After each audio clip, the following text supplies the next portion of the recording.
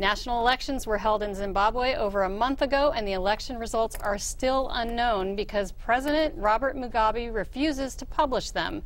Mr. Mugabe's allies say that neither candidate passed the threshold of more than 50% of the vote required to be declared the president, and so a runoff will be needed. With the main opposition parties joining forces, can the country peacefully usher Mugabe out? Richard, what do you think? Well, I don't think Mugabe is going to go out without a lot of kicking and screaming. He's been there for 28 years. He was the first president, prime minister, elected guy when the British left. And he has successfully run the country, which used to be very prosperous. They used to export food, and they were one of the wealthier countries in Africa, into the ground, so that now, you know, what, 25% of the people actually have a job. They can't feed themselves. But, you know, he's going to claw and hang on to power for obvious reasons. You know, he and his cronies have made a lot of money, and they are in positions they aren't going to, you know, give up. And so I don't see it ending very peacefully, unfortunately. The European Union, along with the United States and even China, has stopped shipments of weapons to Zimbabwe because they're afraid that basically Mugabe will declare war on his own people because the actual winner of the election, I think it's called the Movement for Democratic Change, and I can't pronounce the individual who is in charge of that, and I don't want to offend our Zimbabwe viewers, that he actually has lost. In fact, he governed from 2003 to 2005 without any parliamentary coalition whatsoever. He just said, I'm here, I'm doing it, I have the army on my side. And it's actually gotten worse because now their form of legislature has actually shifted away from him as well. So he used to at least have them on his side, and he doesn't have that anymore.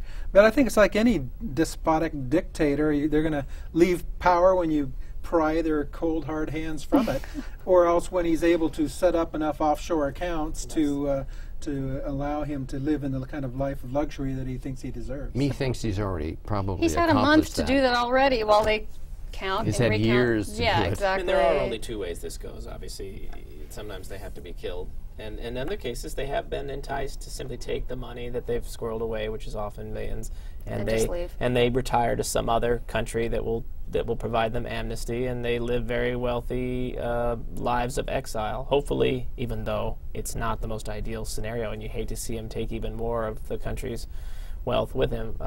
You know, if that avoids the bloodshed, and that's why those compromises have been made in the past with some African dictators, and you know, if you can buy them off, you can at least free the country up to try to move forward.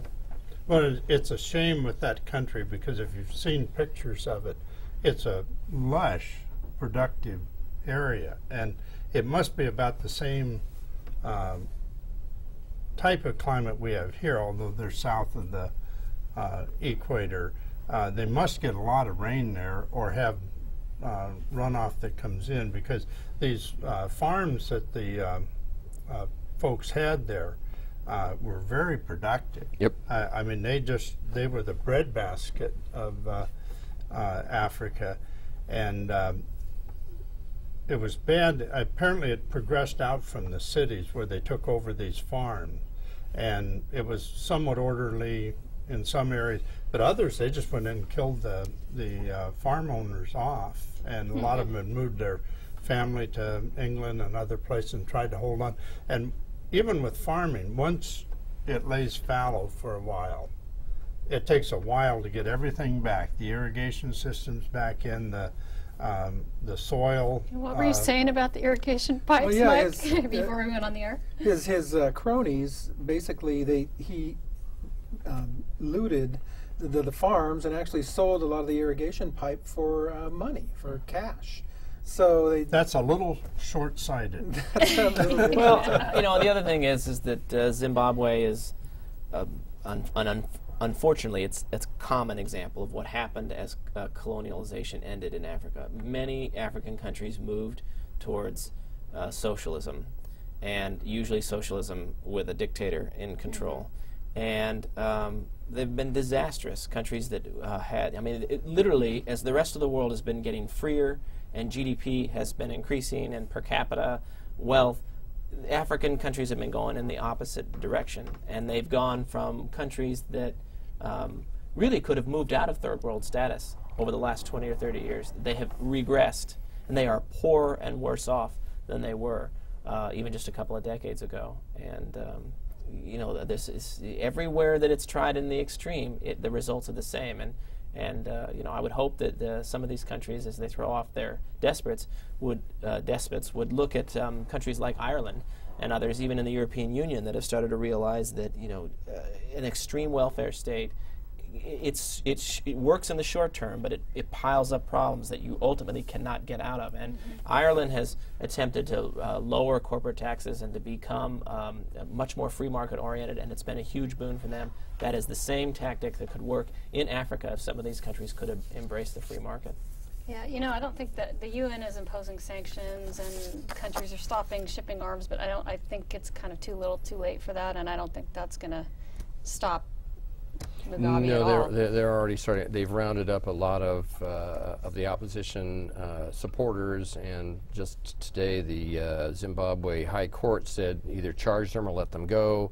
So they're letting them go, but there's already atrocities that are starting to dribble out, and once that happens, you get vengeance and tribal stuff, and it tends to spiral downhill quite quickly. And I'm really, you know, afraid for the normal, regular people of Zimbabwe that their country is going to be out of control. There's a woman that I found on the BBC who has a blog, and she lives in Zimbabwe, and she was saying that after the election, for those who voted for the opposition, could not get bread anymore because they just told them, hey, you know what, you voted for the wrong guy, and he doesn't own all the wheat, so you don't get bread.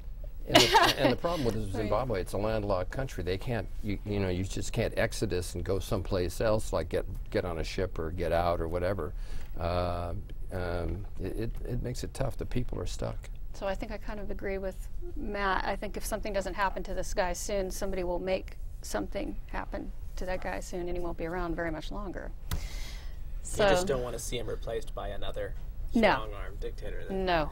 These coups, unfortunately. Well, and the unfortunate thing is, South Africa, even though they've had their problems, have had a relatively smooth transition, and the economic benefits are being shared, and more of the blacks are getting involved in it. But I think somebody was smart enough to know that you got to keep the brains that are running the thing here and functioning while other people learn how to run a business, because the difference between running a tractor and running a farm, and they just missed that transition, which was a shame. On that note, I have to cut you off, Al.